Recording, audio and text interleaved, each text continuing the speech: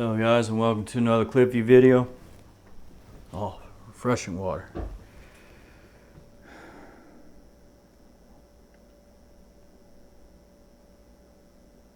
Oh man.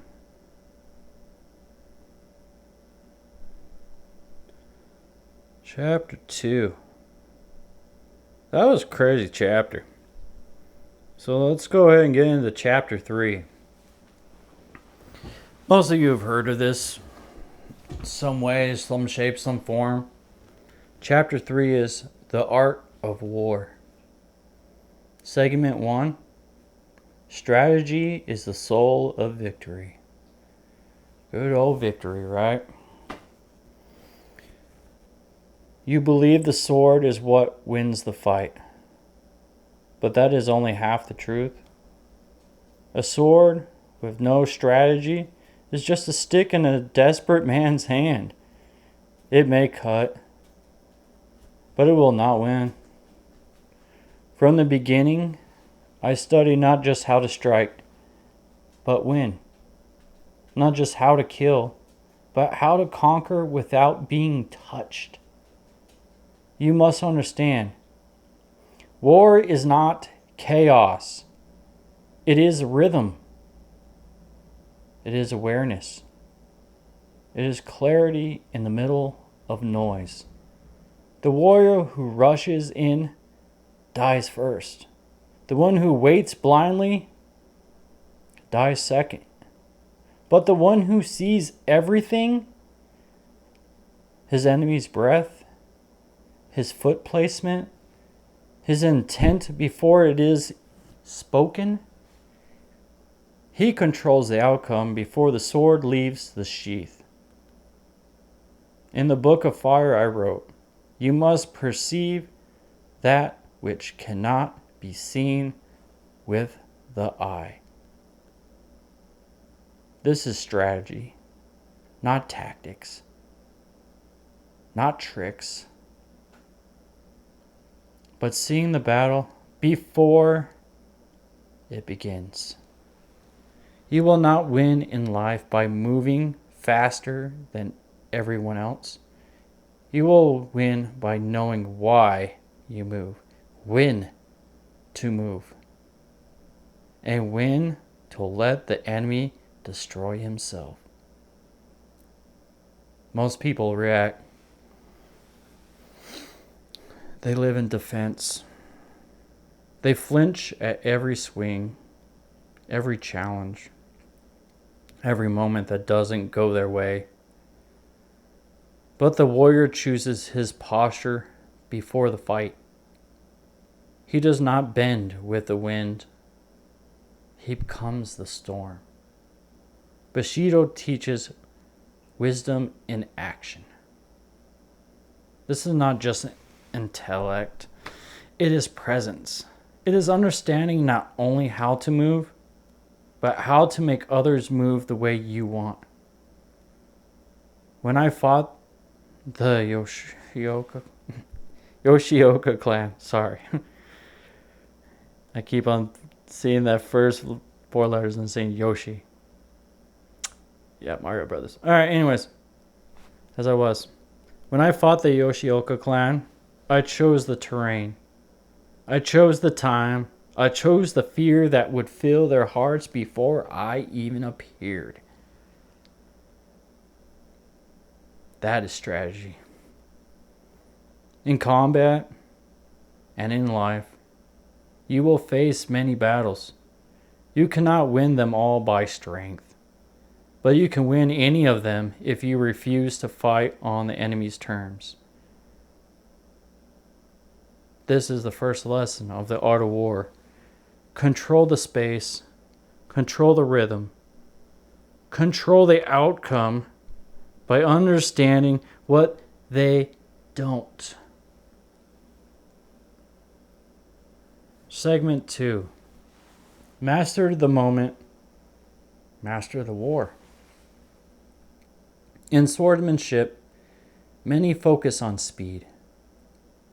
But speed without timing is chaos. It is a blade swung blindly in the dark. Timing is everything. in battle, in business, in life. I once fought a man faster than me. His strikes were sharp, his blade clean, but I did not need to be faster. I only needed to strike when he opened once. That was enough. The water teaches this.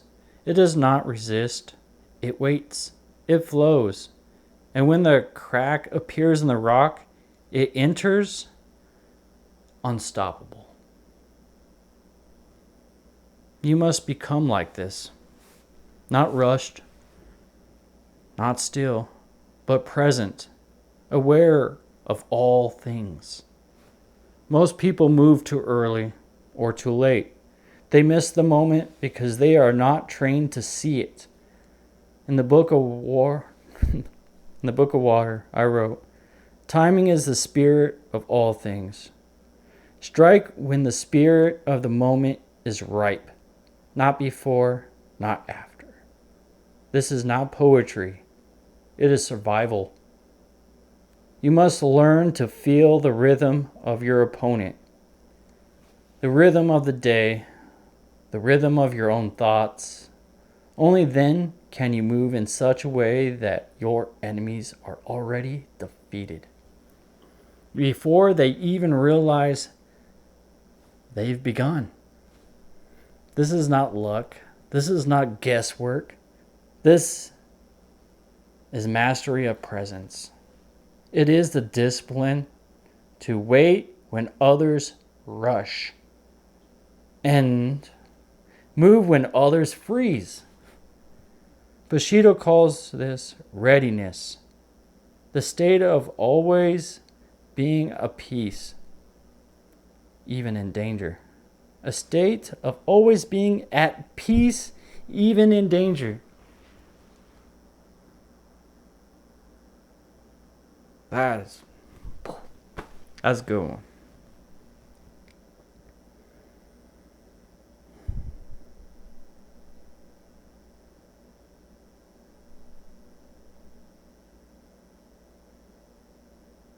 The state of striking only when it matters. You ask how I won? I did not choose. I did not chase. I did not flee. I stood still until it was time, and then I struck. This is a second lesson of the art of war. Do not rush. Do not retreat. Move at the moment that cannot be stopped. Master timing, and you will master all things. Segment 3. See without looking, deceive without lying. To defeat an enemy, you must first understand his rhythm. Every man has a rhythm. Every style, every mindset, every fear. Most men swing their sword long before they raise their arm. Their breath changes. Their eyes shift. Their spirits stutters. I see that. And when I see it, they're already defeated. In the book of Wind, I warned, do not become trapped in the style of one school. Why? Because when your rhythm is fixed, it can be broken. The same is true in life. When your mind follows routine without awareness, you became predictable. And anything predictable can be manipulated. I fought many styles. Some screamed as they charged. Some waited in perfect silence. Some copied others, never understanding what they were doing. None of them lasted, though. I learned to read them like wind in the trees, to feel the movement of their thoughts before they acted. to press on their mind before I touch their body. This is psychological warfare, not cruelty, not dishonor, but control. I would arrive late to the duel, not to disrespect them, but to disrupt them. I would wear dirty robes to confuse their expectations. I would speak calmly while they burned in anger. Because I knew the anger mind cannot calculate, and the confused mind cannot win. To see the truth, you must stop looking only with your eyes. Feel the space. Sense intention. Observe without reacting. And then strike at the moment their confidence turns to doubt. Timing. Bushido teaches respect, but it does not forbid intelligence. To win without dying, that is the goal. To end the fight before it begins, that is the highest form of strategy. Deception is not lying. It is mastery of perception. I'll read that again because that is my favorite quote. Deception is not lying. It is mastery of perception. So deception is mastery of perception. Ooh, it's beautiful. It is also allowing the enemy to believe what you want them to believe until they walk willingly into the blade. This is the third lesson of the art of war. See their rhythm, break their rhythm, control what they see, and you control what they do. Segment 4. Command the field, shape the outcome. A fool draws his sword anywhere, but the master chooses the ground. I never stepped into battle by accident. I chose the terrain. I chose the time. I chose the field where my blade would speak clearly, and the enemies would falter. Control does not begin at the first strike. It begins in the hours, the days before the duel. In the book of Earth, I wrote, fix the gaze, move the body, and let the surroundings become your ally. Even the trees can fight with you if you know how to see them. When I faced the Yoshiak clan, I did not meet them in the street. I lured them to a pine grove. There I could vanish. There I could strike from silence. One man against many, and I lived. Understand this. The battlefield is not just physical. It is mental, spiritual, and environmental. Where you fight matters. How you set the stage determines the strength of your presence. Most lose before they strike because they let others choose the rules. The warrior chooses the rules before anyone knows there is a game. In life, your field may be a conversation, a business deal, a decision. Do not walk blind. Control the room. Control the rhythm. Make the space serve your purpose. Bushido teaches readiness in all things, not just strength of the sword, but the wisdom to prepare the world before the battle begins. Think like earth, grounded, still, unmoving beneath chaos. And then, when the moment is right, let the world itself push your blade forward. This is the fourth lesson of the art of war. Choose the ground, shape the field, and make the world serve your strike.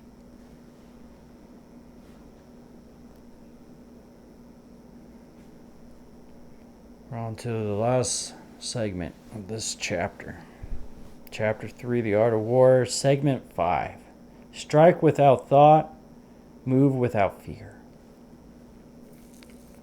You believe the warrior thinks before he strikes, but the master does not think? He knows, he sees, he acts. This is not reckless. It is clarity.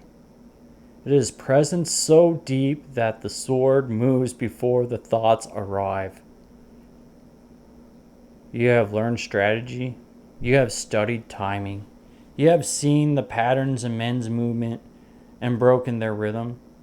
You have shaped the field beneath your enemy's feet.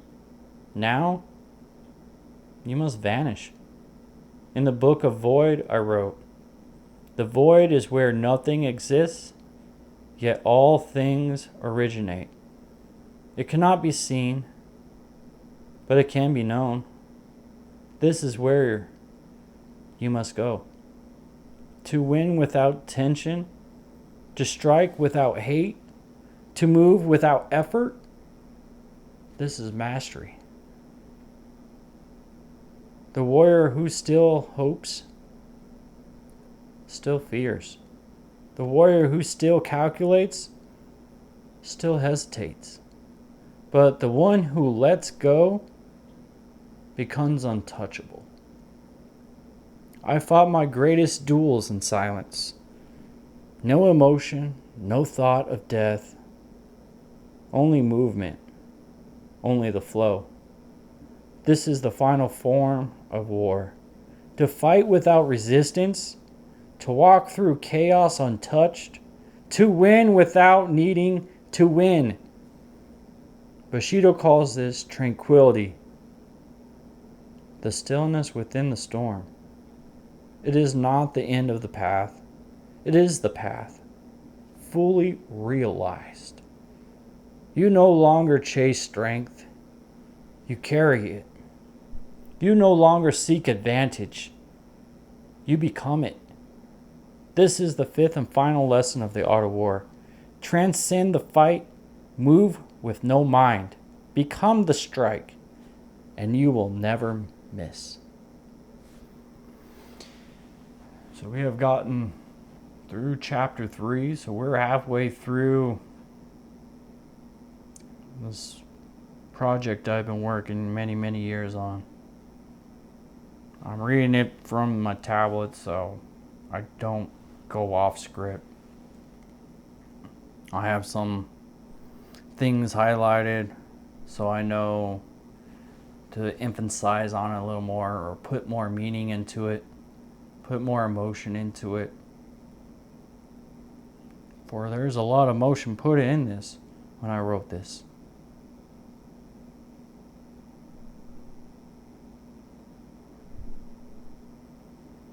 It's some deep stuff. A lot to think about.